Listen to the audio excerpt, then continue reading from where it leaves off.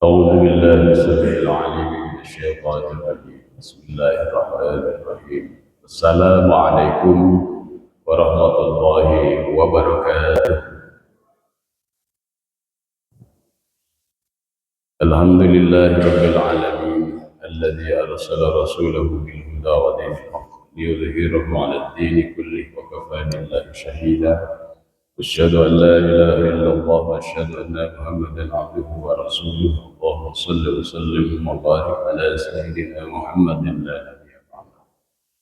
Hadirin yang dirahmati Allah Subhanahu wa taala, para guru, para alim ulama, pada majelis tadabbur yang mulia ini di Masjid Al-Muttaqin, wabil khusus Bapak-bapak dan ibu-ibu pengurus Masjid Al-Muttaqin, ketua DKM yang dirahmati Allah Subhanahu wa taala, ketua yayasan yang dirahmati Allah Subhanahu wa taala, bapak-bapak, ibu-ibu dan para pejuang muda yang hadir. Mari kita bersama membersihkan kalbu kita dengan beristighfar seraya berdoa kepada Allah Subhanahu wa taala.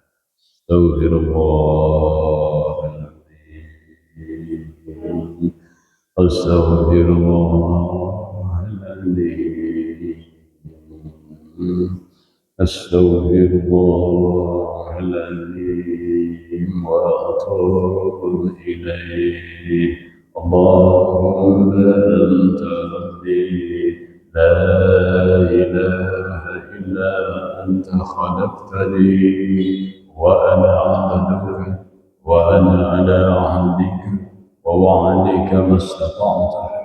أعوذ بك من شر ما صنعت. أبوء لك بنعمتك علي وأبوء بذنبي فاغفر لي فإنه لا يغفر الذنوب إلا أنت. اللهم صل على سيدنا محمد وعلى آله وصحبه وسلم أجمعين.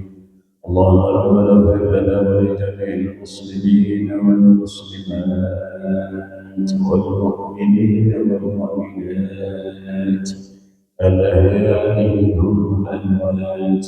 اللهم ربنا اغفر لنا ذنوبنا وإسرافنا في أمرنا وتوفنا مع الأبرار وثبت أقدامنا وانصرنا على القوم الكافرين.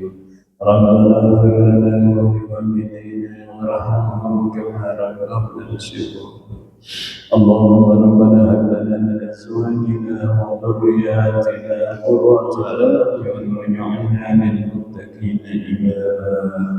اللهم ربنا آتنا في الدنيا حسنة وفي الآخرة حسنة وقنا عذاب النار.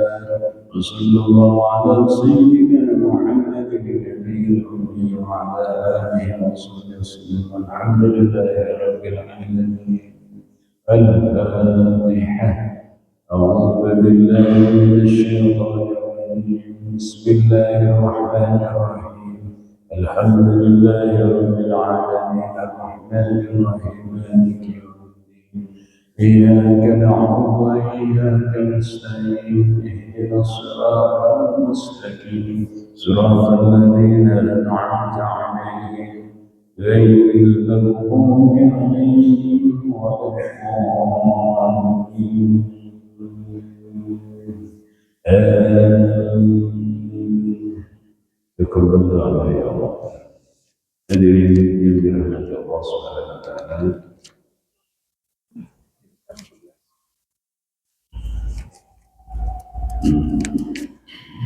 Mari kita membuka surat Al-Anfal ayat yang ke-11. Surat Al-Anfal ayat yang ke-11.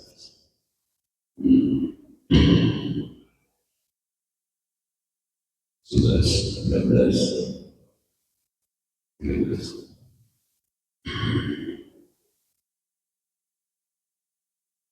Sampai 14.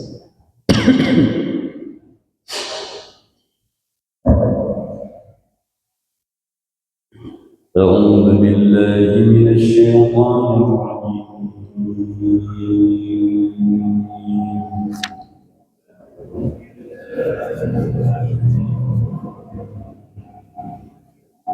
بسم الله الرحمن الرحيم.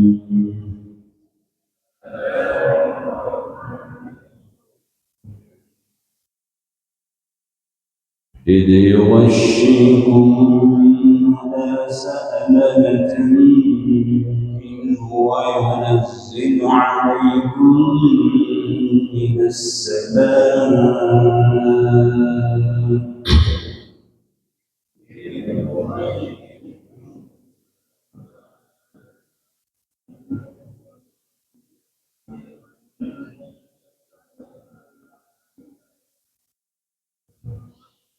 وينزل عليكم من السماء ماء ليطهركم به ويذهب عنكم رجز الشيطان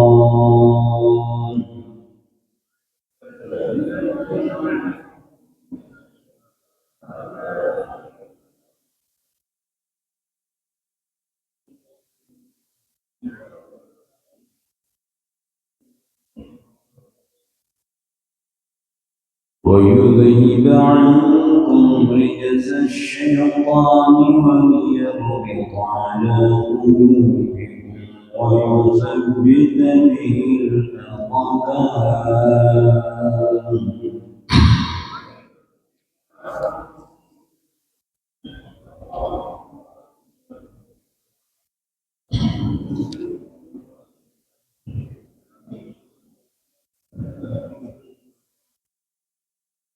إذ يوحي ربك إلى الملائكة أني معكم فثبتوا الذين آمنوا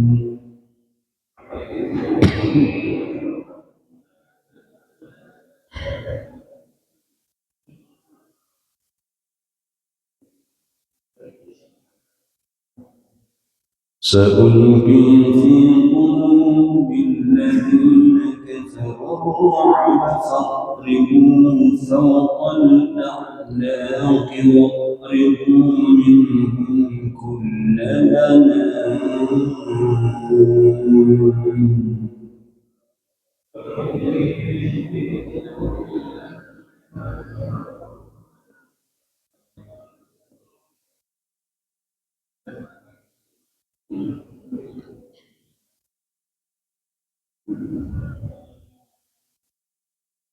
ذلك بأنهم شاقوا الله ورسوله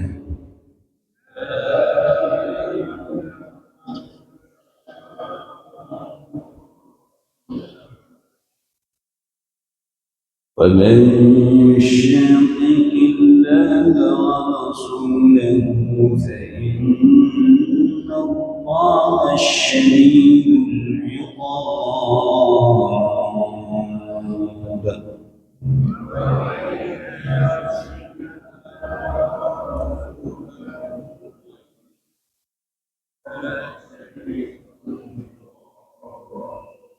ذلكم فذوقوه وأن للكافرين عذاب النار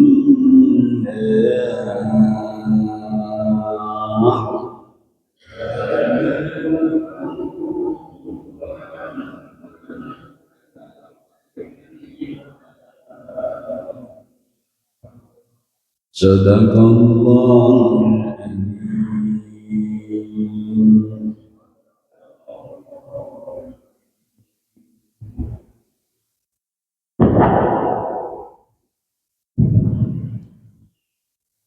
Aku berlindung kepada Allah dari godaan setan dengan nama Allah yang Maha Pengasih lagi Maha Penyayang. Ketika Allah memberikan tentang dan Allah menurunkan air hujan dari kepadamu untuk menyucikan kamu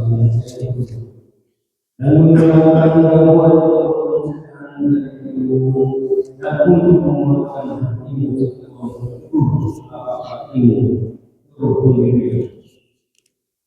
Ingatlah ketika Tuhanmu mewahyukan kepada para malaikat, sesungguhnya aku bersama maka kebutuhan pendirian orang-orang telah dimana.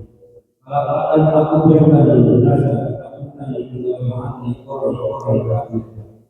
Maka pukullah di atas leher mereka dan pukullah tiap-tiap ujung jari mereka. Ketentuan yang demikian itu adalah karena sesungguhnya mereka mengenal Allah dan Rasulnya. Dan barang siapa mengenal Allah dan Rasulnya, sungguh Allah sangat keras siksanya. Demikianlah teman-teman yang dimakan bersama. Maka rasakanlah hukuman itu. Sesungguhnya bagi orang-orang adalah tidak benar. Maha benar Allah dengan segala ilmu. Sadaqallahul azim. Aturnuhun Bapak Haji dirahmati Allah Subhanahu wa taala, semoga yang membaca terjemahan, yang mendengarkannya dan seluruhnya yang membaca kitab Allah bersama-sama mendapatkan rahmat kasih sayang dari Allah Subhanahu wa taala. Amin ya rabbal alamin. Hadirin yang dirahmati Allah Subhanahu wa taala. Kita berada di dalam chapter ke-8 surat Al-Anfal yang ini turunnya setelah Al-Baqarah, dan ini adalah ayat-ayat Madaniyah. Hanya pada ayat 30 sampai ke 36 nanti itu ayat-ayat Makkiyah. Ini pertanyaannya, kenapa dia kemudian diletakkan di nomor 8 chapternya, padahal dia setelah Al-Baqarah? Dan kenapa dia ayat-ayat Madaniyah? Dia surat Al-Anfal ini turunnya di Madinah, kenapa ditaruh di awal-awal, sedangkan surat yang Makkiyah malah banyak ditaruh di chapter belakangan. Ini adalah awal dari tadabbur itu. Afala yatadabbarun am ala qulubin aqfalha. Mengapa mereka tidak mau mendalami kitab Allah, atau kalbu mereka mau dikunci ya Allah. Mereka mengunci kalbunya karena tidak mendalami apa yang sedang dibaca. Hadirin yang dirahmati Allah Subhanahu wa taala. Surat Al-Anfal pada teman-teman sebelumnya itu mengajarkan tentang bagaimana menata kemenangan, bagaimana mendapatkan kemenangan, bagaimana memunculkan kemenangan, dan nanti menjadi dia naik sebagai kekuatan besar. Maka disebut Al-Anfal rampasan perang ini yang kemudian nanti memperkuat para sahabat Rasulullah SAW untuk mengelola negara.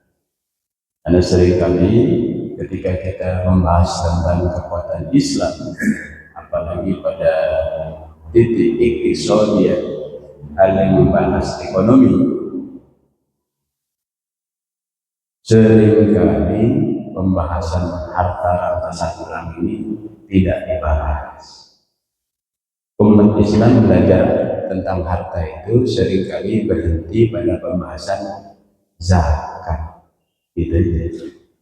Jadi pada dana-dana sosial, belum pada dana-dana komersial, belum pada dana-dana yang namanya dana kekuasaan. Surat Al-Anfal mengajarkan kita pada leverage surat Al-Anfal. Hadirin yang dirahmati Allah Subhanahu wa taala. Sehingga ketika kita berbicara tentang iktisodiyah, berbicara tentang ekonomi, dipikirnya para sahabat itu kemudian menjadi hebat ekonominya hanya karena melakukan karakter orang yang bekerja keras, etos kerjanya bagus, kemudian mereka memiliki keterbukaan dan sebagainya itu. Nah itu kejujuran, kemudian nilai kerja atau sementara Islam mengajarkan bukan hanya sampai di situ. Kenapa kemudian mengalahkan Imperium Persia dan Romawi? Hadirin yang dirahmati Allah Subhanahu wa taala, maka inilah cara mengelola harta besar, mendapatkannya, menaikkannya, membangun eskalasi dan meletakkannya pada negara. Hadirin yang dirahmati Allah Subhanahu wa taala, setelah kita membahas sebelumnya tentang bagaimana orang ini ketika mau dibawa ke pembahasan Al-Anfal ini, ada penyakit yang paling besar, yaitu mereka itu takut kalau sudah bicara kematian. Takut kalau sudah bicara kematian. Maka pada ayat-ayat yang sebelum itu kita berbicara tentang orang-orang yang tidak mau menegakkan al-haq, tapi sibuk berdebat tentang mana benar, mana salah. Sehingga kata para ulama itu ada sebagian yang mengkaji Al-Quran, yang dikaji itu ilmu kalamnya. Ini definisinya apa, ini artinya apa. Tapi bagaimana kemudian caranya digunakan ayat itu di zaman Rasulullah SAW dan di zaman sekarang yang bersifat kontemporer itu nggak dibahas. Makanya tegurannya nanti afala yatadabbaruna al-Qur'an am ala qulubin aqfalha. Hadirin yang dirahmati Allah Subhanahu wa taala. Pada ayat yang sebelah sini Allah Subhanahu wa taala menyampaikan tentang kondisi ketika para sahabat Rasulullah SAW ini berhadapan dengan pilihan yang berat, yaitu pada saat mereka pada cerita sebelumnya kan tamsilnya itu mereka akan mengambil hartanya Abu Sufyan, ekspedisi dagang. Maka perlengkapan sahabat itu bukan perlengkapan perang, hanya mengambil ekspedisi dagang. Jadi kalau kita belajar ilmu ular itu bukan ingin jadi pawang ular. Kita ingin mengetahui bagaimana bahaya ular itu dan kemanfaatan ular. Dan kita mengetahui kapan kita bisa menyalahkan ular. Belajar surat Al-Anfal, di mana kemudian Rasulullah SAW mengambil hartanya Abu Sufyan yang sedang perjalanan pulang dagang itu, adalah belajar bagaimana kita jangan sampai dibegal hak-hak harta kita, itu jangan sampai dibegal. Ilmu begalnya di situ. Ini pelajaran dahsyat dari kitab Allah yang kita bahas tempoh hari. Maka ketika kemudian intelijen dari bisnisnya Abu Sufyan itu mengetahui ada yang akan menjebak mengambil dari pasukan Muhammad Rasulullah SAW, mereka putar arah. Lalu ada utusan ke Makkah, kurir yang kemudian mengatakan saatnya perang. Al-harb, al-harb, al-harb.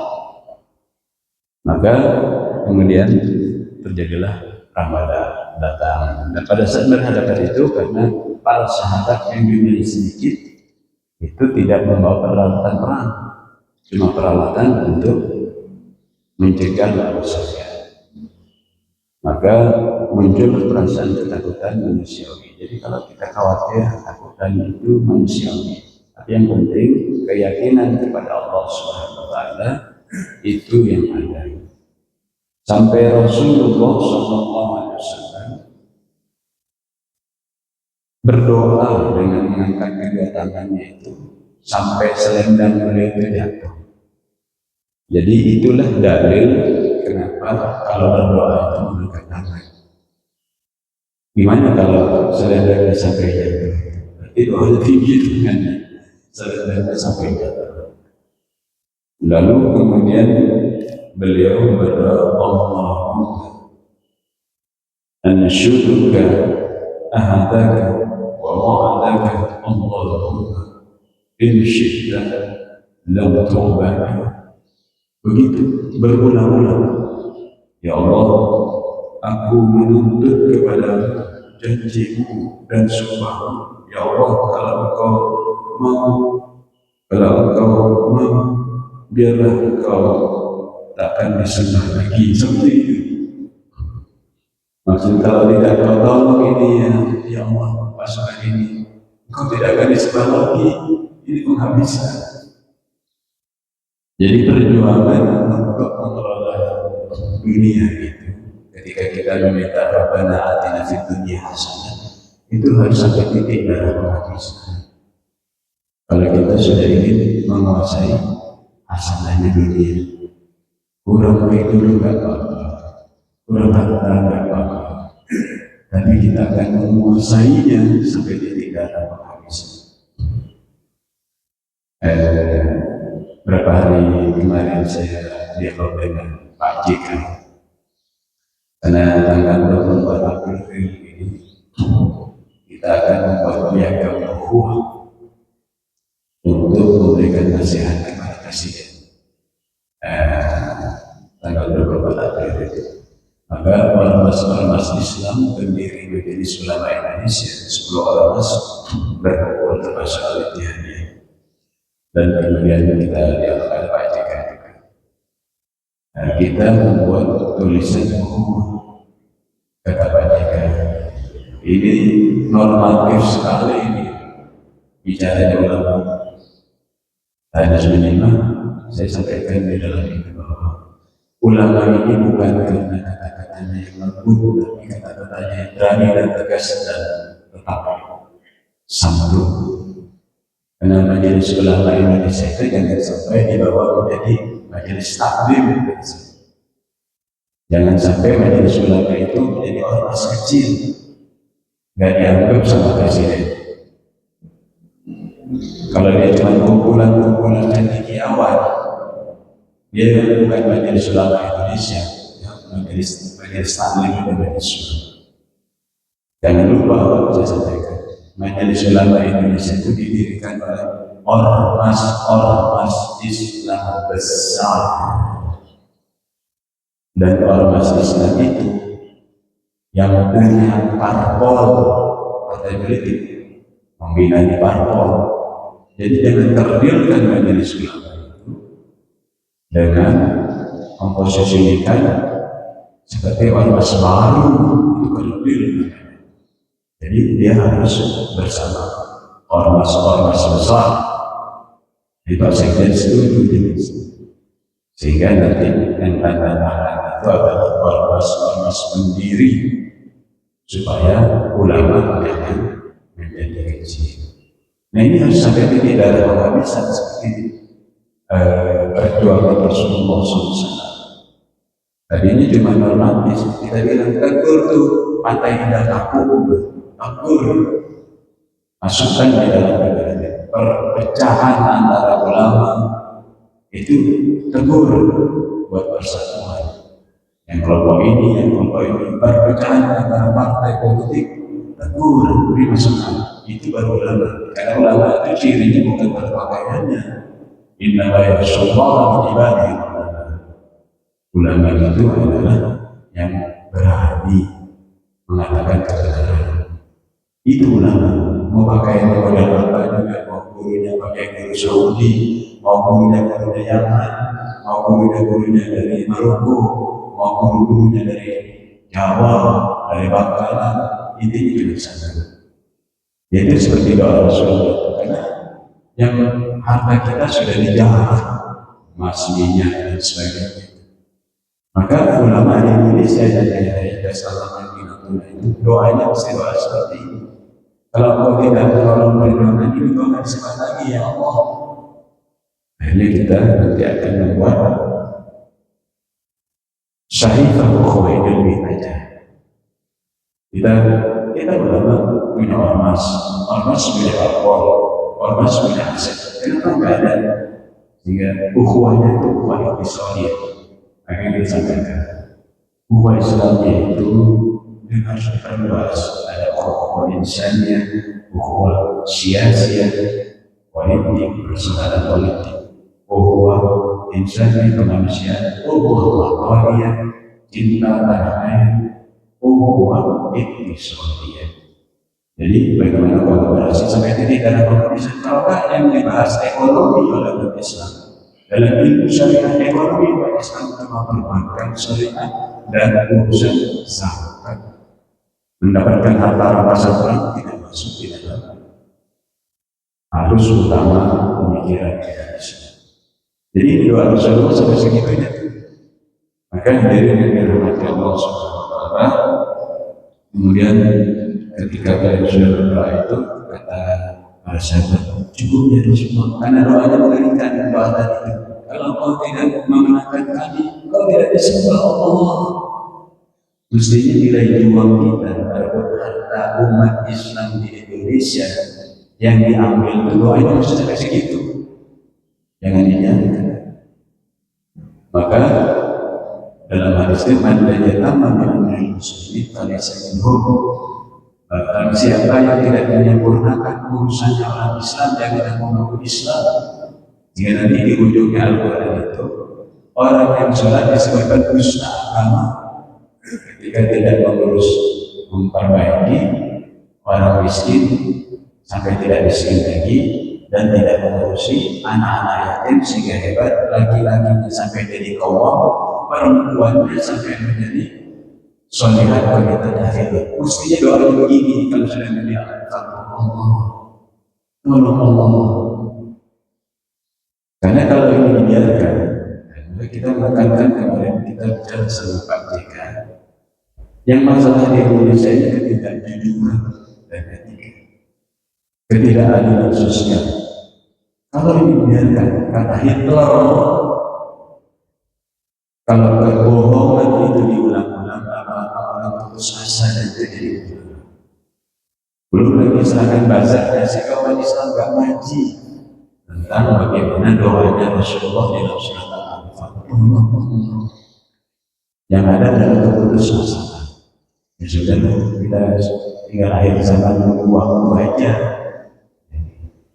Jadi kondisi yang berat di zaman itu sampai kemudian kelelahan mereka fisik dan psikis pada saat diserang itu sama pasukan yang dari Mekah ya, setelah Abu Sufyan. Maka pada saat pegang itu Allah menunjukkan rasa ngantuk.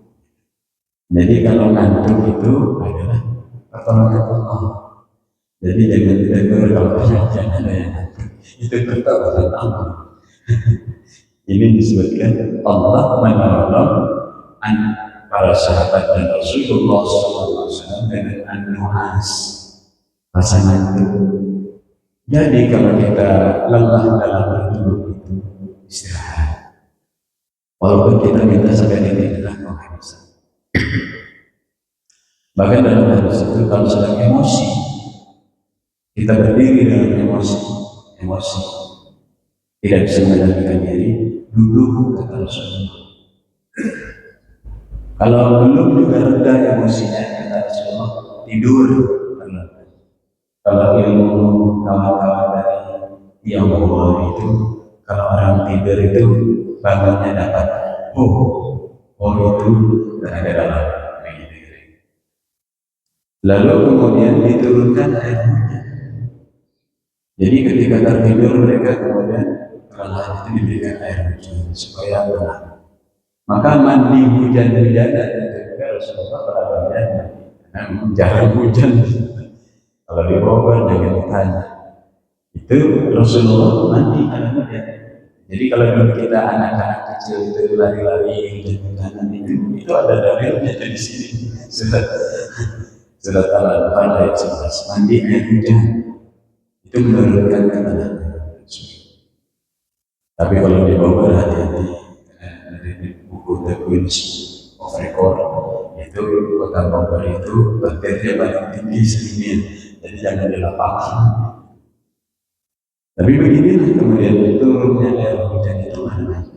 dan membersihkan dari rasa takut. Jadi kalau orang sudah ketakutan, nervous, diganggu syaitan atau mandi air hujan, itu ilmunya yang luar biasa. Karena kalau sudah bicara ekonomi tingkat rendah, nggak ada persaingan, nggak ada pertarungan, itu biasa-biasa saja. Tapi kalau sudah head to head, berebut emas, berebut minyak, mengenai sumber daya, berebut itu head to head, itu mainannya parpol, mainan sudah kekuasaan, ini bisa tegang dan takut. Tapi begitu umat Islam seharusnya memiliki daya juang. Hadirin dirahmati Allah Subhanahu wa taala. Lalu kemudian kalau Allah sudah memberikan pertolongan, itu akan datang pertolongan malaikat. Nanti pertolongan malaikat itu dielaborasi pada ayat sebelahnya. Bagaimana pertolongan ini bertubi-tubi? Maka di dalam surat Ar-Ra'd itu mempertahankan kekuasaan. Pada ayat yang ke-11 itu kita diberi malaikat depan dan belakang oleh Allah setiap hari untuk mengawal. Tapi kalau orang tidak yakin pada surat Ar-Ra'd ayat 11 pengawalan malaikat itu, yang malaikatnya juga sungguhkan barangkali masalah. Yang wiridnya panjang, maka dia akan lebih bercahaya karena malaikatnya makin banyak depan belakang. Surat Ar-Ra'd ayat yang ke-11 itu secara personal. Tapi ketika berjuang di jalan Allah, itu akan diberikan kemuliaan. Dan hadirin yang dirahmati Allah Subhanahu wa taala, sebenarnya orang yang ingkar pada Allah, orang yang tidak percaya pada Quran itu penakut. Ini namanya ar-ru'bah, ayat yang ke-12. Jadi kenapa kita gentar berhadapan orang kafir? Karena kita lebih pengecut, itu ilmunya. Nanti di surat Al-Anfal diajarkan. Sebenarnya bukan kita yang takut, karena kita itu pengecut. Karena kita tidak mau berbicara tentang perang. Begitu ada yang perang, lewati. Kata Allah, seperti kalian itu mau bertemu kematian. Sudah bicara perang itu. Sudah dibahas pada yang petunjuk di dalam Quran supaya kita tidak dijadikan budak di negeri sendiri, sehingga budak-budak dan membantu rumah tangga itu bangkit ketika menjadi syaratan di berbagai negara, termasuk di zaman Rasulullah Sallallahu Alaihi Wasallam, sampai diajarkan untuk memukul leher, memukul tangan. Terus kita diajarin humanis, meninggalkan ayat ini, nggak tahu memukul leher, nggak mukul. Ini keras ini, tangannya, jarinya potong. Masa kita kalah dengan mafia ketika mereka itu kemudian anak buahnya itu tidak nurut, kelingkingnya ditaruh dipotong. Maka mereka kuat di dalam membangun kolaborasi dan saling tolong menolong. Nanti di dalam surat Al-Anfal ayat yang ke-73. Walladzina kafaru ba'dhum awliyaa ba'dhin tazaluhum fitnatun fil ardi wa fasadun kabir. Sungguhnya orang yang ingkar pada Allah itu bekerja sama, saling memuji, saling berintegritas di dalam kesepakatan.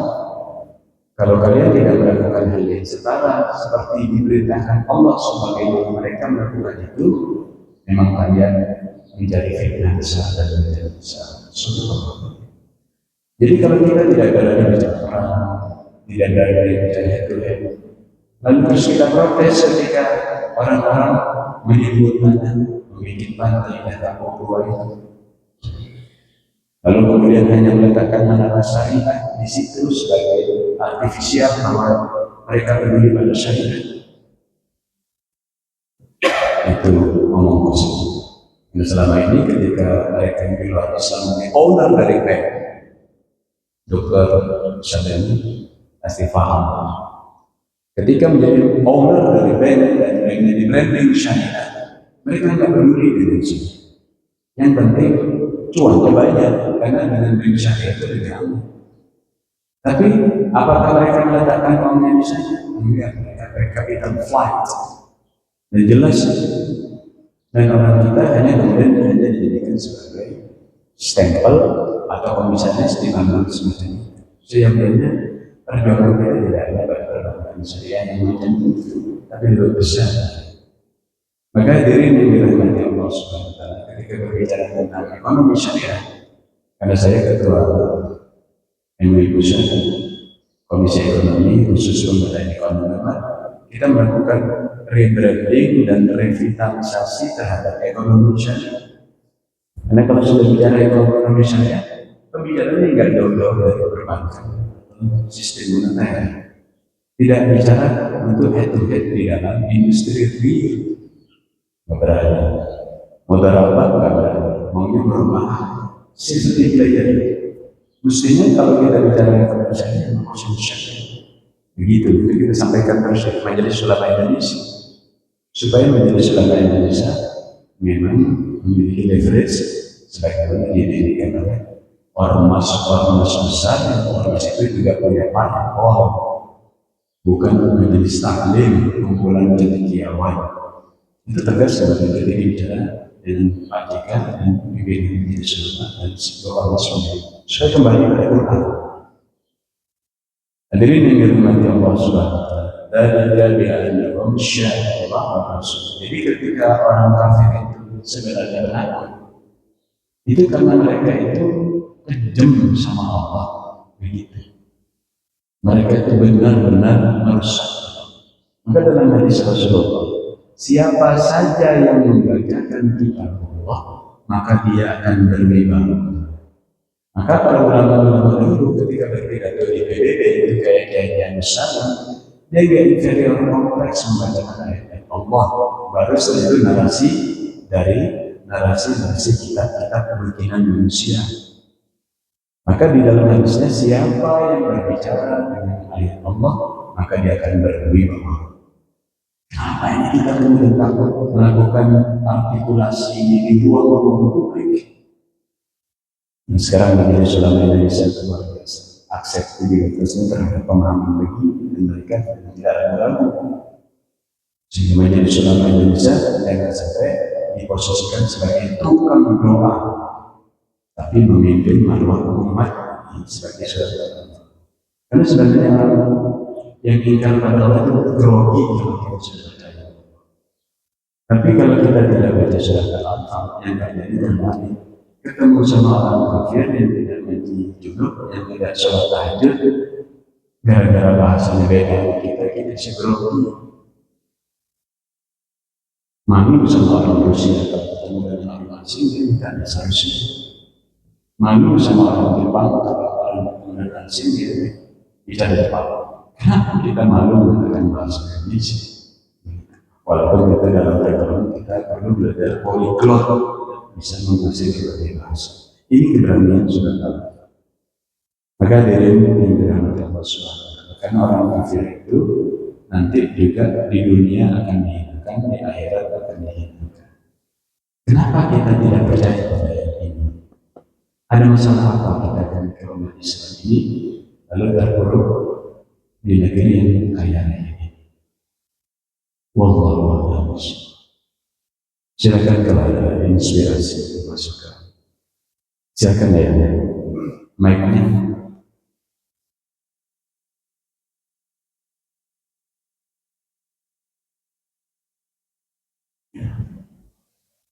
Assalamualaikum warahmatullahi wabarakatuh. Waalaikumsalam.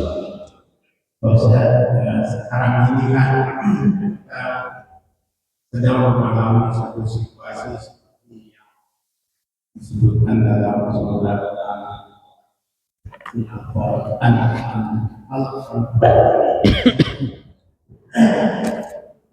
Indonesia kan sebagai negara besar kan merasa bahwa selama ini dia yang memakai negara besar lainnya, maka sebagai negara kecil. Apa yang dilakukan oleh mereka sekarang mengatakan enggak, yang membutuh kebijakan yang melanggar semua aturan internasional yang pernah disepakati. Pertanyaannya, apakah di dalam besar surat Al-Anfal ini memang inginkan untuk menghalalkan segala cara. Kemudian yang kedua, Pak Ustaz, beberapa bulan yang lalu itu Kementerian SDM sudah bagi-bagi cara mengelola ambang, dan diantaranya organisasi Islam besar juga kemudian. Apakah itu merupakan jawaban dari sebagian jawaban dari apa-apa yang menjadi besar di dalam surat Al-Anfal ini? Demikian, terima kasih. Assalamualaikum warahmatullahi wabarakatuh. Waalaikumsalam warahmatullahi wabarakatuh. Ada yang lain lagi? Ada? Ada dokter tambahan? Inspirasi? Dokter sendiri? Ya. Jadi dalam gerakan Federasi Masjid Indonesia yang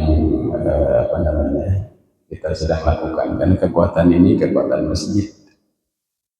Saya sampaikan kepada Pak Yusuf Kala kemarin, ayo kita gerakan masjid seluruh Indonesia, 8.800 masjid, untuk kemudian yang melaksanakan seperti surat Al-Anfal ini.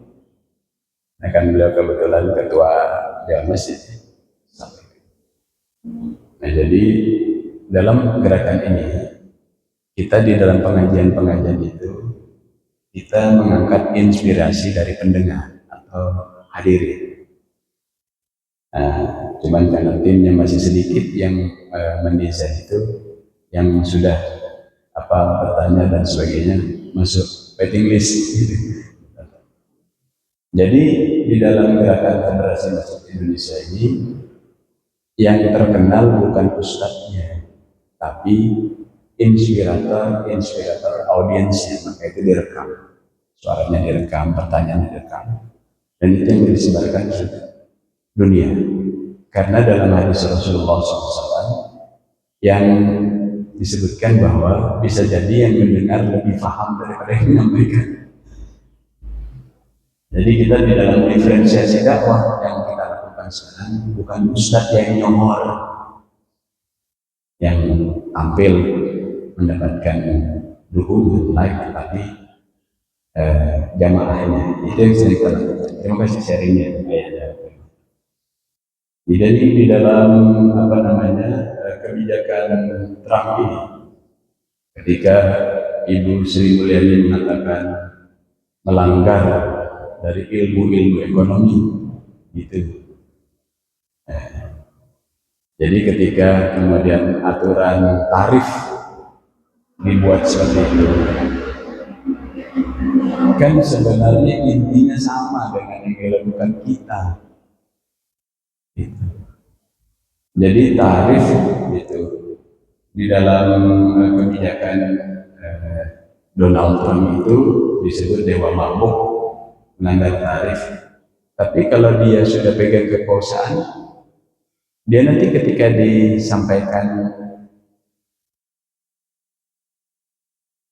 narasi itu, dia bisa menjawab begini, emang gue pikirin. Jadi di dalam Al-Quran itu dijelaskan yang dibutuhkan kalau kita mendapatkan ilmu menjadi intelektual saja tidak cukup, karena nanti dia hanya bisa berkutat di wilayah textbook, ya. Dia tidak bisa mengenerate kekuasaan. Dia menjawab. Yang berbahaya kalau kemudian dia ikut-ikutan cara yang salah dan membenarkan apa yang dilakukan penguasa.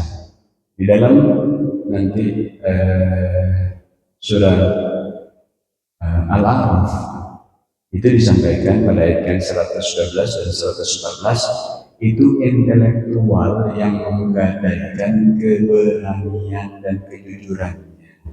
Disebut sahirun alim, intelektual yang penakut. Nah, sedangkan kita tadi membahas tentang ar-rukbah. Seharusnya menjadi intelektual itu mestinya menjadi pemberani. Sebagaimana surat Ali Imran ayat yang ke-18 disebutnya sebagai ulul ilmi qa'iman bil qist. Dia intelektual, banyak referensi-referensinya, tapi berani menegakkan keadilan, artinya dia bisa menjadi penguasa dengan menjauhkan diri dari kekuasaan. Karena ada giumnya itu, supremasi politik itu di atas supremasi hukum. Jadi hukum mau gimana, benar atau salah, kalau Trump atau kalau Rusia, Putin mau kemudian mengambil, udah nggak pakai teori-teori begitu. Sebagaimana ketika kemudian orang mengambil emas dan minyak di Indonesia, itu melanggar itu pasal 33 Undang-Undang Dasar 1945, itu kan melanggar. Gitu. Mereka ketika ditanya konglomerat yang menghisap emas, minyak, gas alam, Freeport, itu sebenarnya akan bilang begini tentang teori-teori keadilan sosial. Mereka bisa bilang begini, memang gue pikirin, itu namanya ada giumnya, ada kekuasaan itu di atas hukum, politik itu di atas hukum, karena hukum by political process. Maka di Al-Quran itu diajarkan kita untuk berpuasa kalau ngaji, jangan cuma ngaji hanya untuk menjadi rohaniawan. Kalau nanti salah-salah jadi rohaniawan hanya ngurusin ibadah sunnah, ibadah wajib, tapi dia kemudian tidak ngurusin orang. Itu perbedaannya di dalam Al-Quran itu. Ada intelektual yang sympathy player, ada intelektual yang penegak kemenangan dan keadilan. Itu head to head tuh nanti. Kita disuruh memilih mobil yang mana. Itu yang pertama. Jadi ketika kemudian aturan tarif dagang itu, sebenarnya kan prinsipnya itu dia maunya ekspor, tapi nggak mau impor kan begitu. Ini kapitalisme dan kita belajar ekonomi dengan cara begini, dan kita seakan-akan nggak masalah semakin. Misalnya ada minimarket apa, saya tidak menyebut namanya supaya tidak tambah keren, yang ada mark-marknya itu. Ketika dia masih lemah di awal-awal, dia beli itu produk orang, taruh konsinyasi di situ. Dia beli, dia jual lagi, namanya juga trading. Tapi ketika dia sudah mulai kuat, dia nggak beli lagi pada orang-orang kita, pada perusahaan yang lain. Dia bikin katan batnya itu merek dia. Dari ini ketahuan mana yang laku keras. Besoknya kapasnya juga merek dia. Bikin lagi. Dia maunya menjual, tidak mau membeli. Ini jangan bicara tentang kan. Kita terlambat kalau kemudian kaget dengan hal ini. Padahal pencurian negara yang dilakukan oleh orang-orang yang ada di Indonesia itu sebelum Trump begitu. Nah, kita seperti orang kagetan. Itu di depan mata kita. Akhirnya mereka tidak mau beli kepada UMKM dan sebagainya, dibikin sendiri. Itu namanya kapitalisme. Terus kita hanya bicara ekonomi saja tanpa solusi, kalah dalam kita. Maka perlu kita. Jadi, apakah Trump melanggar aturan? Aturan siapa? Trump. Aturannya Ibu Sri Mulyani. Kan Ibu Sri Mulyani pernah merasakan cara kami di IMF kan? Di IMF. Kok baru sekarang sounding? Mana intelektualitasnya? Kira-kira begitu. Ini masalah kekuasaan. Nah, jadi kenapa di dalam Islam itu dalam surat Al-Anfal jangan sampai kita hanya teori-teori tidak bisa bertempur, memenggal kepala, motong jari, sampai begitu disuruhnya supaya jangan menjadi intelektual yang kemudian secret player ketika tetangganya dimiskinkan. dia tidak membuat gerakan-gerakan atau harokat. Begitu. Jadi ini kalau bicara masalah aturan, nanti bisa debatable. Putin ketika mengambil Ukraina, kata orang Ukraina dan seluruhnya, Anda melanggar aturan. Tapi Putin sambil minum kopi melakukan itu, dan akhirnya ketika sudah berkuasa dan Ukraina sudah berkuasa, selesai, aturan menang karena dijadikan sebagai peraturan dan itu dianeksasi. Jadi bicara norma-norma hukum itu tergantung siapa yang berkuasa. Jadi kalau umat Islam tidak mau belajar perang, memang dia membodohi diri sendiri. Begitu ngaji perang tutup, begitu ngaji perang maunya akhlak, maunya pendidikan, perangnya nggak dibuka, hanya dia bodoh di negeri sendiri. Jadi ini beraturan ya. Jadi siapa menang, siapa benar, siapa salah itu adalah yang berkuasa. Kalau kita bilang Maret itu kenapa tidak manggil dari UMKM? Memang gue pikirin tadi. Saya yang berkuasa dan saya bisa bikin pabriknya dan ini saya tahu laku, saya nggak mau dari Anda lagi. Itu namanya tarif gitu. Kira-kira. Lalu tentang tambang, kan kita ini sering kali baper. Saya bilang kemarin ke kawan-kawan di Majelis Ulama Indonesia, pendiri Majelis Ulama Indonesia dan Pak Yusuf Kala, kita ini saatnya menolong Presiden Prabowo. Karena Presiden Prabowo ini seringkali dikelilingi teman-teman sehingga kupingnya tipis, gitu. Kadang-kadang orang-orang yang rohaniawan itu kupingnya tipis. Apa kupingnya tipis itu? Ada berita-berita baper, ada berita-berita karena biasa disalamin sama murid-muridnya. Jadi kalau ada sindiran sedikit marah, sindiran sedikit marah. Nah, kita bilang sama kawan, kita tolong Pak Prabowo ini, nanti dia baperan, dikit-dikit ini bikin statement baperan, nggak lucu baperan, militer baperan ini nggak lucu, yang sayur. Kita harus kawal Presiden baru supaya dikasih berita-berita yang baper, terbawa pusat. Termasuk ketika orang kemudian berbicara tentang pengelolaan tambang oleh rakyat, lalu ada orang yang menjadi buzzer dan mengatakan bahaya itu kan tempat kotor, jadi baper. Kita harus belajar pada kasus ketika UAS dulu kemudian sudah kita bikin hebat, mau jadi wapres itu kan. Nah, maka di dalam pengalaman tempur, maka nggak boleh baper.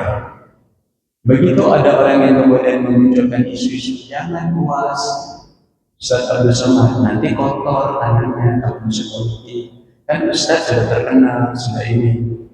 Saya mengikuti proses itu. Bagaimana kemudian kan tadinya Prabowo bukan dengan UAS, Gerindra dan PKS waktu itu kan. Saya mengikuti proses pergantian itu.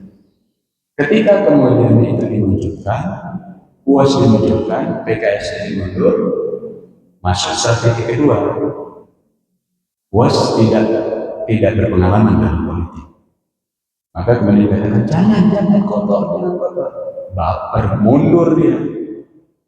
Masuklah kemudian strategi berikutnya LGBT, Gerindra, yaitu Prabowo bersama Sandiaga. Ada Sandiaga nggak pantas dengan Gerindra, ganti jaket kan gitu. Itu namanya baper. Kita bahas itu. Jadi tambang ini mestinya rakyat menikmati dari proses dulu trickle down effect kan nggak netes. Ketika pergantian rezim Soekarno ke Soeharto, kemudian ada konsesi Freeport, kita dapat apa? Mungkin beberapa pejabat mendapatkan dari konsesi itu. Kita dapat apa rakyatnya? Dari emas terbesar di dunia, di Gresik di situ. Kita dapat apa? Kita didinabobokan dengan pertentangan antar fikih, kita didinabobokan dengan gaji-gaji dan gaji politik. Jangan perang di dalam masjid, kita dinabobokan emasnya disedot sampai ke lumpur-lumpurnya.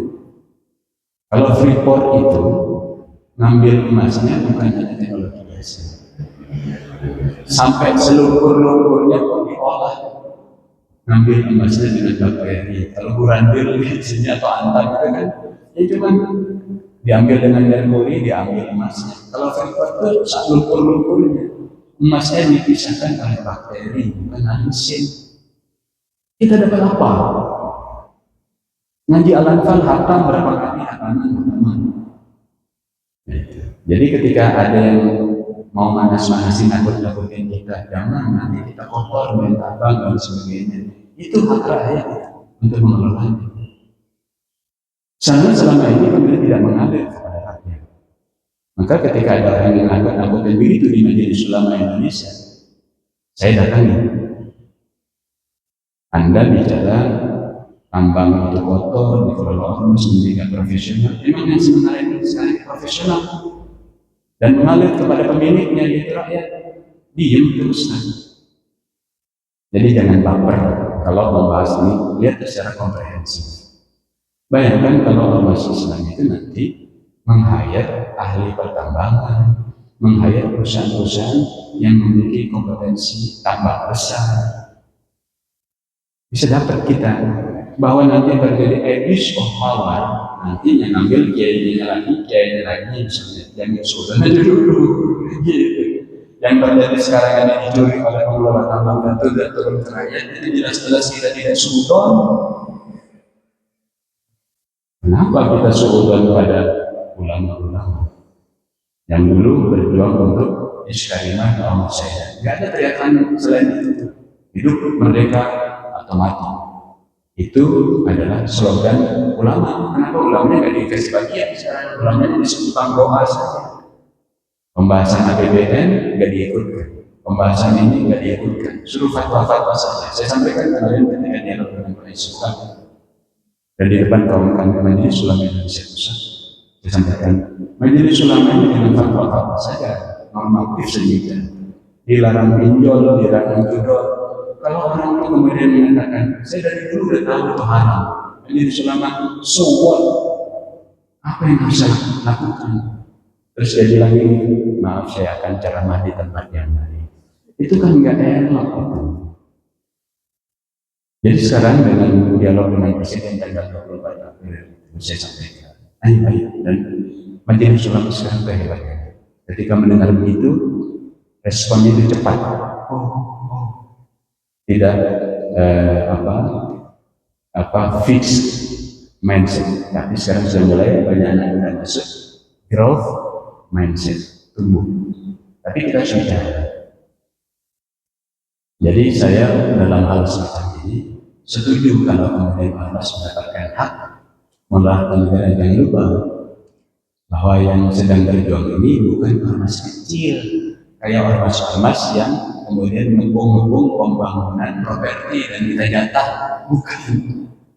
Yang sedang mau membangun ormas besar yang juga melahirkan, membidangi partai politik, dia punya kekuatan. Jadi kalau ada pengendalian, ada hal semacam ini dilakukan kekuatan. Saya kira surat Al-Anfal mengajarkan kita supaya kita distribusi aset itu adil, sosial berkeadilan sebagai Pancasila, dan jangan takut ketika datang suara-suara itu karena pembaca Al-Anfal tidak baperan, yang ngerti bagaimana tempur itu menyerang ada pertahanan terbaik. Begitu Rasulullah mengajarkan kita jangan sampai kita diserang dulu dan ikut.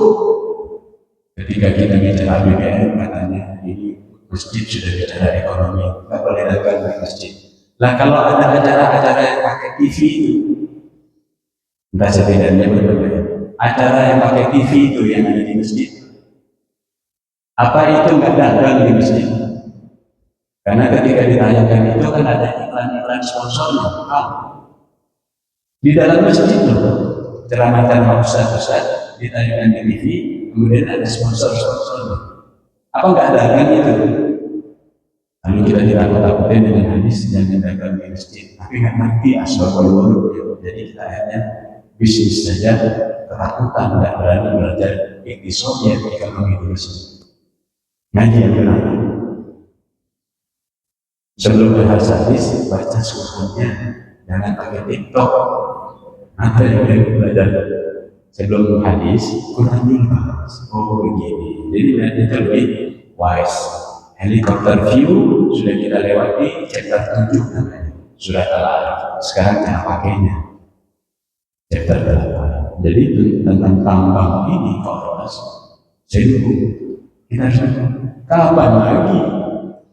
Karena selama ini kan ada tes, terus kita sulit mendapatkan rumah sakit yang berkualitas dan murah. Kita pakai WA, kesel di luar negeri begini-begini, tapi tidak berpeluang supaya tambang itu bisa membayar rakyat untuk masuk rumah sakit dengan gratis, masuk yang hamil keluar bawa gendong bayi dibayar oleh negara dengan tambang. Kenapa kita tidak protes? Kita cuma bilang negara lain kok bisa gratis. Karena kita tidak mengaji surat Al-Fatihah. Rebut, mari berbagi. Itu baru ormas, ya kecil-kecil. Bapak, ayah Gabelan dan Bapak yang lain. Dulu waktu Pak Jokowi itu menceritakan redistribusi aset presiden 21 juta hektar. Itu waktu 2017 yang singkat dalam konferensi ekonomi umat yang pertama. Tahu nggak yang diberikan ke ormas-ormas Islam itu? Yang vegetasinya tinggal begini-begini pohonnya, yang udah kering nggak ada dagingnya, yang konturnya itu mengerikan. Begitu. Kenapa kita ngambil sisa-sisa? Nggak ada dagingnya tulang-tulang. Suatu hari kawan saya datang ke sebuah tempat konglomerasi sawit di Indonesia, saya nggak sebut pesannya. Ada di Sudirman itu lantainya tinggi. Mereka itu ketika dapat aset dari negara, mereka punya satelit sendiri. Kita nggak boleh lihat itu, kecuali direktur dirutnya BNI membantu teknologi itu. Kita bisa lihat. Jadi ketika mereka dapatkan lahan, satelit mereka itu menunjukkan layer-layer tanah bersama permasalahannya.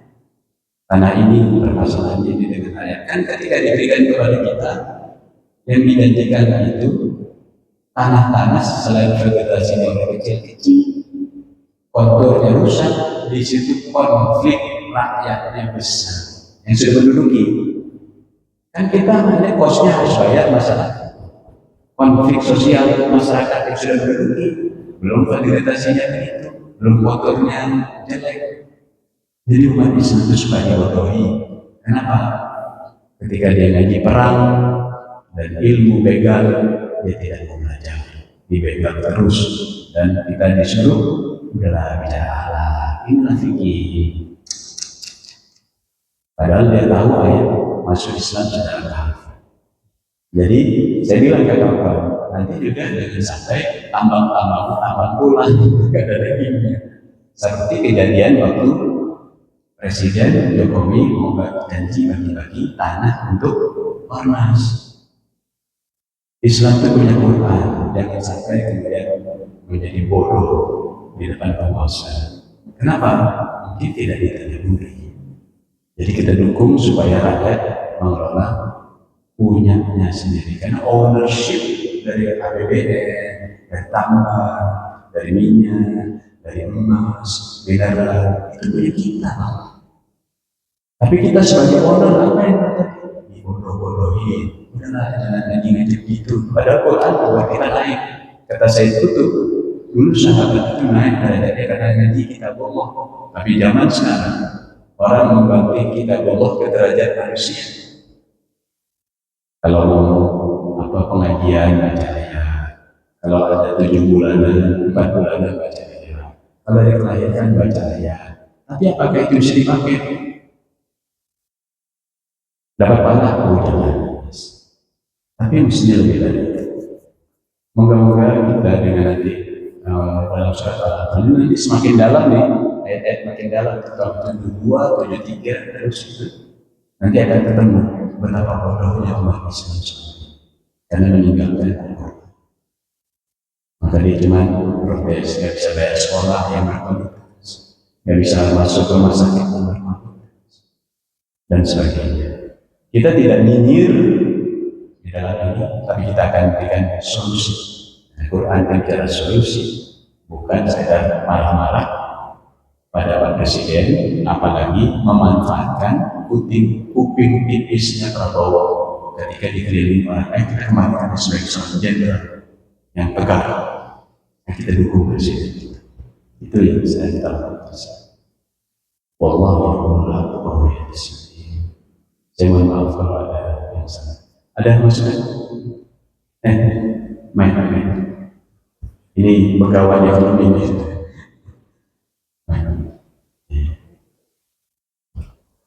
Mainnya dari tangannya. Saya izin mic.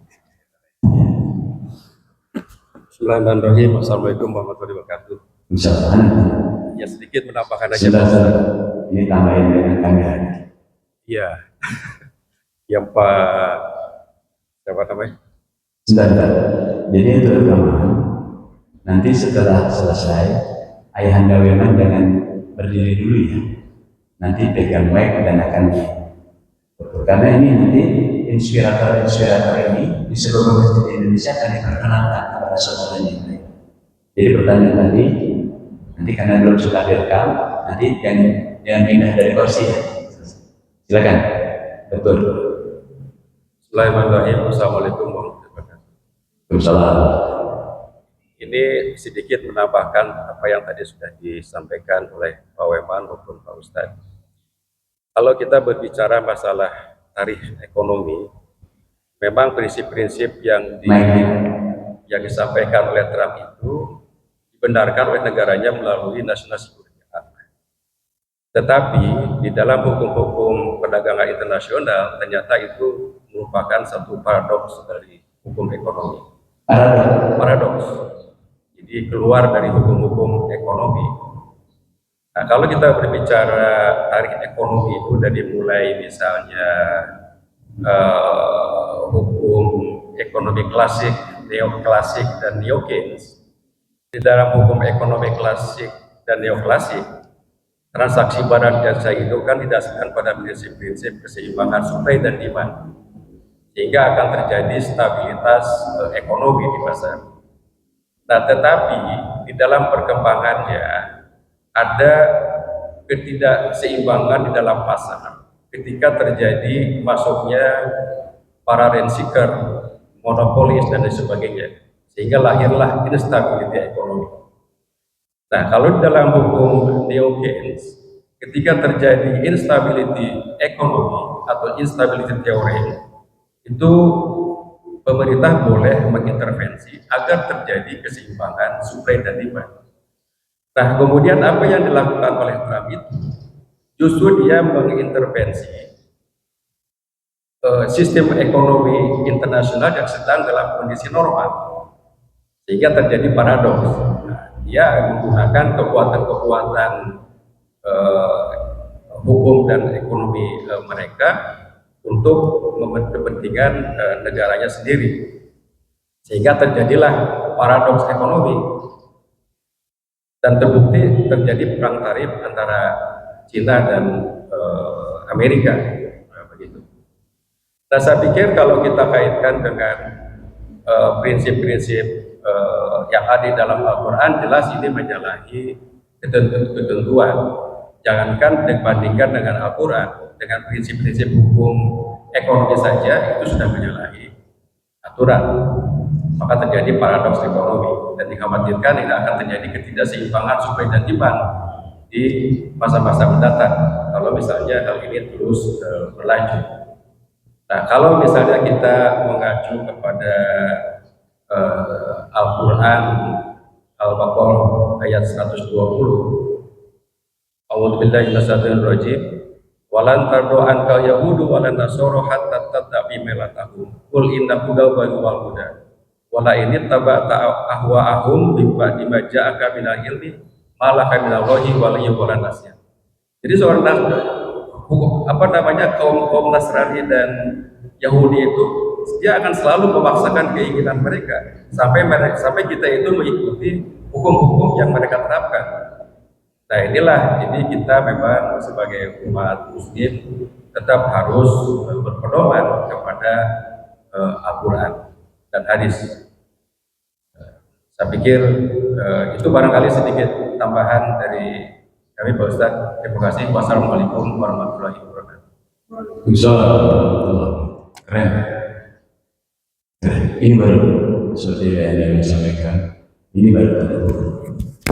Dan ini kalau tadabbur seperti yang tadi ayah dari mana ini Dr. Sadel ini pahalanya besar.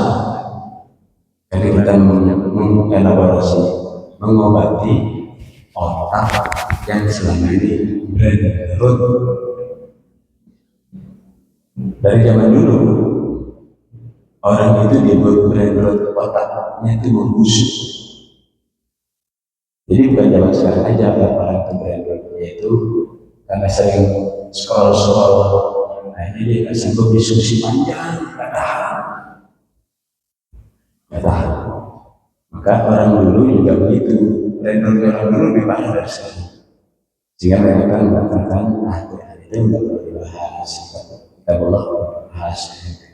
Itu hanya dongeng, itu kan berarti otaknya, otak kognisinya rusak, nggak sanggup bicara panjang, makanya semenit. Itu sekarang lebih parah. Ya, yang penting semenit yang lama-lama. Berat, mikir berat, rajinnya ngelawak aja. Itu hasilnya sudah bukan sekedar gurauan, karena otaknya udah berendut, rusak, mengerut otaknya, nggak sanggup bicara banyak.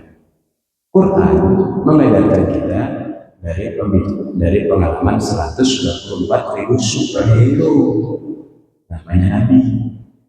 Dalam surat Al-Anbiya itu dijelaskan tentang kehebatan superhero, namanya Nabi, yang menyelesaikan masalah politik, silang sengkarut ekonomi, permasalahan tentang sosial budaya. Itu namanya superhero. Nah, anak muda kita dicekoki dengan Marvel, superhero yang maya.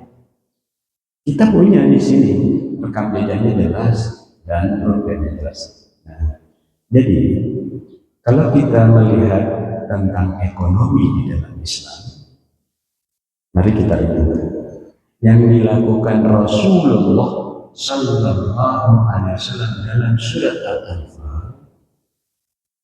Ketika Rasulullah sedang mencegah supply chain yang dilakukan oleh Abu Sufyan, membawa impor perdagangan, kerja ekspor, saya tanya, itu melanggar aturan ekonomi jenis apa ini? Ini pelajarannya surat Al-Anfal. Jadi harus ekspor impornya itu dijegal sama Rasulullah. Sebenarnya teori apa? Ini teori kitabullah namanya Al-Anfal. Jadi kita perlu melihat sesuatu yang kuat di sini dalam kata kuncinya ketika ada kebutuhan dan kemudian ada pemenuhan kebutuhan supply demand. Bagaimana konsep supply and demand dalam Quran itu mungkin itu perlu kita renungkan, karena jelas-jelas surat Al-Anfal ini itu dia menjegal supply chain termasuk ekspor. Ini nanti kita pelajari. Ini hukumnya Quran. Kalau itu tidak manusiawi, tidak humanis, dan tidak mempunyai teori. Kata Allah, ini hukumnya. Menjegal harus kita. Itu yang kedua. Jadi kalau ini disebut paradoks, apakah Al-Anfal paradoks? Dengan pelajaran ini menjegal, mengambil ghanimah, mengambil natifai. Jadi kita ini diajarkan untuk mengendalikan sumber daya arus supply chain supaya adil. Orang bicara supply chain dari dulu. Orang bicara tentang supply demand dari dulu. Maka ketika dialog dengan Dr. Burhanuddin Abdullah tentang supply chain, saya dialog di Universitas Trisakti, rektor dan guru besar ekonomi. Saya sampaikan Al-Baqarah, beliau sampaikan teori supply demand. Dr. Burhanuddin Abdullah itu gubernur BI, bukan ekonom kaleng-kaleng. Ketika kita jelaskan kenapa teori ekonomi yang sedang terjadi di Indonesia itu tidak membuat rakyat sejahtera, kenapa yang dulunya katanya keadilan sosial tidak terbukti nyata, itu bisa dijawab. Maka Quran menjelaskan itu. Karena tentang bagaimana kebutuhan, bagaimana kemudian orang terlibat di dalam arus supply, bagaimana memetakan kebutuhan sehingga terjadi demand itu kemudian terjadi adil dan merata. Nanti Quran mengajari, bukan hanya trickle down efek tetesan, tapi semuanya. Maka nanti di dalam surat Al-Anfal, orang pulang dari Baitul Mal negara itu bukan bawa sembako, bawa emas. Berapa ukurannya? Semampunya. Coba bawa karung, masukin emas, batang emas apa? Emas. Timbangannya itu nggak ditimbang, timbangannya kuat mikul, nggak kuat jatuh, kurangin. Kuat jatuh, kurangin. Kuat mikul, jalan. Kemudian jatuh, pulang. Setiap orang itu terjadi nanti, dan ini mungkin dinabuhkan, kita nggak tahu tentang pembagian kesejahteraan yang semacam ini. Kita dinabuhkan dengan teori-teori. Maka takbir kemudian Dr. Burhanuddin Abdullah ini kebenaran katanya. Yaitu ketika saya menjelaskan tentang head to headnya riba dengan sedekah. Yamhaqullahu riba wa yurbis sadaqah 276. Jadi mindset riba, konsep riba, teori riba, infrastruktur riba yang bisa menghadapi cuma satu, namanya sedekah. Bagaimana cara menjelaskan itu? Saya jelaskan satu ayat saja. Karena benar memang disampaikan bahwa dari sejak penciptaan Adam itu jin sudah bilang, ini penjahat ini, Adam ini. Ataj'alu fiha man yufsidu fiha wa yasfiku ad-dima'. Itu kan bilang malaikat-malaikat. Ini penjahat ini. Kenapa? Ada perutnya, ada kemaluannya. Nanti akan selain bersumber daya kalau tidak diatur regulasinya oleh Allah. Maka Allah berfirman, ini a'lamu ma la ta'lamun. Tenang saja, aku tahu bagaimana kemudian yang aku ciptakan dan kenapa dia ditaruh di bumi yang punya potensi bertarung, berbuat saja, bakhil, dan sudah sejak dulu. Maka kalau ada komponen-komponen yang kemudian mengajak seperti itu, seperti surat Al-Baqarah 110, Yahudi, Nasrani, dari dulu malaikat berbilang, ini saling bunuh, saling tusuk. Bukan hanya antara berbeda ideologi, karena di dalam Islam itu ideologi Islam ada 6. Islam, Yahudi, Nasrani, Sabi'in, Majusi, dan Musyrik. Nah, ini yang Muslim, gak usah yang ini, gak usah yang 5 ini, gak usah yang Nasrani. Itu bisa saya tusuk. Ingat kejadian perang Siffin, 40.000 wafat di pihaknya Muawiyah, 30.000 wafat di pihaknya Ali. Coba belajar itu tentang perebutan. Dan surat Al-Anfal sejak ayat pertama mengatakan, yas'alunaka 'anil anfal. Para sahabat itu kalau sudah melihat kelima, anjlok akhlaknya. Itu ini ayat pertama surat Al-Anfal pembukaannya itu. Sehingga kata Abu Bakar As-Siddiq radhiyallahu anhu, ini kami berada pada akhlak terburuk pada saat terjadi pembagian ghanimah padahal ada Rasulullah sallallahu alaihi wasallam. Nah sekarang ada Rasulullah, tusuk-tusukannya kayak apa? Jadi kita mesti lebih real melihat bagaimana kemudian infrastruktur ekonomi dibangun dan kemudian maksud dan tujuannya. Saya kira Al-Quran akan nanti menjelaskan, nanti lebih jelas pada ayat-ayat pertarungan tusuk-tusukan di antara orang beriman saja bisa jadi beradu undang-undang untuk melegalkan kepentingan kelompoknya, seperti undang-undang minerba ini. Lalu kemudian yang asing-asing boleh masuk. Padahal pasal 33 Undang-Undang Dasar 1945 melarang itu. Coba. Apa bukan orang Muslim yang saya ditusuk? Muslim. Tapi nanti regulasinya kalau menjadi pada awal, dia tahu bagaimana memutus supply chain yang salah. Teori supply dan demand yang salah bergaji sudah tahu nanti. Kenapa? Buktinya tidak terjadi welfare, kesejahteraan. Nanti kita seperti itu. Sehingga apa yang dilakukan sama Trump kalau kita melihat dari kacamata Quran itu biasa saja. Kita relax melihatnya dan kita tahu bagaimana solusinya. Sehingga ada orang yang grogi mengatakan dunia ini di atas 3 orang, katanya Trump, Putin, dan Netanyahu. Jadi kita yang ngaji Quran kemana aja itu? Saya bilang begitu. Bagaimana tapi mengenerate begitu. Nah, jadi keseimbangan itu nanti ada dalam harta besar negara namanya. Oh begini, yang nanti keseimbangan itu yang menyebabkan orang pulang ke rumah bawa emas, bukan bawa sembako. Itu nanti bisa begitu, dahsyatnya sudah tahu. Ya. Jadi kalau kemudian ada pertanyaan tadi itu, kenapa pemerintah diperkenankan intervensi? Ya demi ketenangan. Tapi kan ketenangannya semu di sini, kesenjangan sosialnya kan tinggi, indeks gininya kan tidak sudah. Kemana aja teori ekonomi ini? Kenapa dalam 7 tahun lebih kita merdeka kok begini indeks itu? Kemana teori ekonomi ini, berurusan ekonomi ini? Menurut saya, ini harus diingat pada permasalahan kita secara real.